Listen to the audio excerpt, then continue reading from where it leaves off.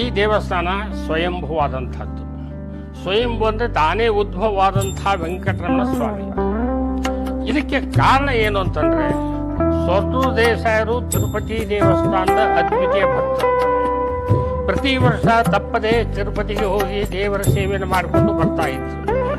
ಕಾಲಾಂತರದಲ್ಲಿ ವಯೋಮಾನಕ್ಕೆ ಅನುಗುಣವಾಗಿ ಅವರಿಗೆ ತಿರುಪತಿಗೆ ಹೋಗೋದಾಗಲಿಲ್ಲ. ತಿರುಪತಿಗೆ ಹೋಗೋದಾಗದಿದ್ದಂಥ ಕಾಲಕ್ಕೆ ಅವರಲ್ಲಿ ಒಂದು ಅಸಮಾಧಾನ ಉಂಟಾಗಿತ್ತು.